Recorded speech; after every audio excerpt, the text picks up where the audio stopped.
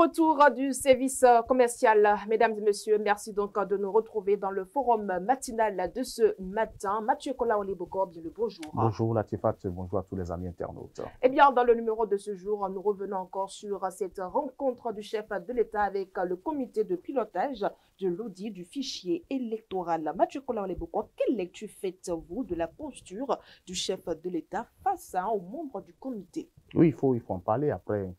Et justement, cette rencontre qui parle exclusivement de l'audit du fichier électoral, il faut voir maintenant la posture du président de la République, Patrice Talon, qui parle sur un ton d'apaisement visiblement, parce que vous savez, Patrice Talon qui, au-delà de tout, reste un Patrice Talon plus dialogiste avec le président Jean-Baptiste Elias. Vous semblez peut-être un Patrice Talon qui veut quand même que, après son départ, justement, de la Marina, il faut que les gens parlent bien de lui. Donc, au-delà de tout, ce changement de ton reste un changement de ton plus conciliant. Cela laisse justement entrevoir quand même une possible volonté du chef de l'État d'avoir quand même un Bénin plus apaisé, plus tranquille et plus stable.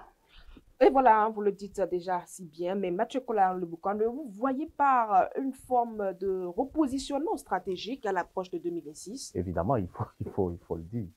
Patrice Talon qui reste stratégique parce que contrairement au discours du président de la République à l'Assemblée nationale, le 20 décembre, où Patrice Talon dit qu'il ne laissera nullement en personne compromettre sa politique et sa gestion, sa gouvernance, Patrice Talon aujourd'hui qui revient peut-être en force et qui parle peut-être sur un ton. On pourrait peut-être voir un Patrice Talon qui ne s'intéresse nullement pas à un troisième mandat parce que quand on voit Patrice Talon dit qu'il est en fin de mission. C'est une portion de phrase qui est très importante. Et moi, je pense quand même que on voit peut-être un Patrice Talon qui est en train de clouer le bec à ses partisans qui l'incitent vers un troisième mandat. Cela pourrait être lié aussi à cette tournée qui est annoncée en pompe par les médias. Mais après, on voit le porte-parole du gouvernement qui a été surpris d'avoir par la question de nos confrères et consorts de l'autre côté. J'ai vu un Wilfried Léon Oubédi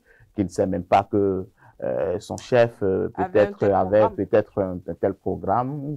Pourrait-on dire que c'est une stratégie politique, on ne saurait le dire, ou une stratégie communicationnelle, on ne saurait le dire, mais je vois quand même Patrice Talon qui ne veut plus se mêler de tout ce qui est dit dans l'opinion, de tout ce on entend dans l'opinion, de tout ce qu'on voit sur les réseaux sociaux. Donc, Patrice Talon qui semble avoir une importance de l'inclusivité, c'est-à-dire que on veut associer maintenant tout le monde, on veut discuter avec tout le monde, que ça soit l'opposition. Et vous vous rappelez, il a rencontré l'opposition très récemment encore.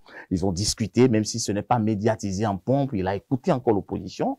Donc, on se dit, est-ce que Patrice Talon, franchement, veut effectivement sortir par la grande porte? La question reste posée. Parce que vous vous rappelez, quand il a rencontré à Abomey, la population, il disait, ne m'appelez pas tout de suite à Agbonon, attendez la fin de mon mandat pour voir si je suis à Agbonon ou pas. Donc, on se pose la question de savoir, est-ce que Patrice Talon ne se repositionne pas de façon stratégique par rapport à votre question? En tout cas, visiblement, on peut le dire parce que on semble un Patrice Talon plus encore ouvert, avec un esprit d'ouverture plus serein et pense peut-être tendre la main à toute la classe politique, que ce soit l'opposition, que ce soit la mouvance et que ce soit la société civile. Et de vos lectures, Mathieu Kolaoliboko, quel pourrait être l'impact de cette lecture que vous faites de la nouvelle posture du chef de l'État? Il faut se poser la question de savoir est-ce que Patrice Talon ne tend pas vers un nouveau pacte politique avec ses militants ou ses compatriotes. Oui, il faut le dire.